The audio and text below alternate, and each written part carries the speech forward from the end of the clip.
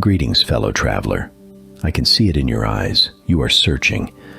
Perhaps you have felt it, a faint whisper in the quiet moments of your day, a tug at your soul that there is something more, something deeper than the endless parade of thoughts and emotions that define our daily existence. You are on the cusp of a great revelation, a profound awakening. And yet, the irony is that what you seek is so simple, so within your reach, that when you finally grasp it, you will laugh at the sheer simplicity of it all. Imagine standing in the heart of a dense forest, feeling the soft earth beneath your feet and the gentle rustle of leaves in the breeze. You look up at the canopy of trees above, and for a moment, everything else dissolves. The worries, the stress, the constant chatter of your mind. In that fleeting second, you are not separate from the forest. You are part of it, one with it. This is the essence of spiritual enlightenment, a state of oneness so simple to attain that it eludes us precisely because we expect it to be complex. Our minds are trained to seek, to analyze, to compartmentalize. We are taught that the answers to life's biggest questions lie somewhere out there, in the vast unknown, accessible only through great effort and struggle. But what if I told you that the ultimate truth is not found in the distant reaches of the cosmos, but right here, in the simplicity of your being? What if the key to enlightenment is not in doing more, but in being less? In shedding the layers of ego and pretense that obscure the light within. Consider this. The ego is like a thick fog that surrounds you, distorting your perception of reality. It thrives on separation, me versus you, us versus them, subject versus object. The ego constantly seeks to define and categorize, to assert its dominance by creating boundaries and distinctions. Yet, in doing so, it blinds you to the fundamental truth that we are all interconnected, all part of the same cosmic dance. Think about a moment when you were completely absorbed in an activity, perhaps painting, playing music, or simply watching a beautiful sunset. In that moment, there was no separation between you and the experience. You were not an observer, but a participant, fully immersed in the flow of life. This is the state of oneness, where the ego dissolves, and all that remains is pure, unadulterated being. The journey to this state is not one of adding more layers, but of peeling them away. It is about recognizing the simplicity of your true nature, which is always present, always accessible.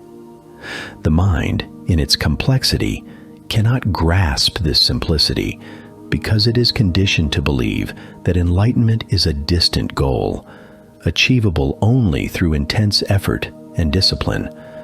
But the reality is that enlightenment is your natural state, the ground of your being.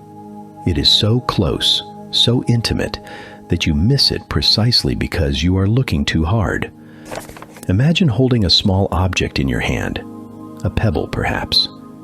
If you clutch it tightly, it becomes a source of tension and discomfort. But if you open your hand and simply let it rest on your palm, it becomes part of you, an extension of your being. The same is true for enlightenment. When you stop grasping, stop trying to force it into a conceptual framework, it naturally unfolds before you. You might ask, how do I let go of the ego? How do I achieve this state of oneness? The answer, my friend, is both simple and profound. By being present. The present moment is the gateway to enlightenment. It is in the here and now that the ego loses its grip, for the ego cannot exist without the constructs of past and future. When you fully inhabit the present moment, you transcend the dualities that the ego creates, and you step into the boundless realm of pure awareness. Let me share with you a story. Once, a seeker came to a wise sage and asked, "How can I find enlightenment?" The sage smiled and replied, "Have you ever looked at a flower, truly looked at it?" The seeker was puzzled but nodded. "When you look at a flower," the sage continued, "without naming it, without judging it, without thinking about it, when you simply see it as it is, in that moment, you are enlightened. Because in that moment, there is no separation between you and the flower. There is only oneness." This story illustrates the profound simplicity of enlightenment. It is not a distant peak to be scaled, but a subtle shift in perception, a return to your natural state of being. It is recognizing that you are not a separate entity moving through the world, but a vital part of the world itself, an expression of the same life force that animates all of existence. So, my dear friend, let go of the idea that enlightenment is hard to achieve. It is only hard because the mind makes it so. In reality, it is as natural as breathing, as effortless as being. Allow yourself to be present, to be open, to be receptive.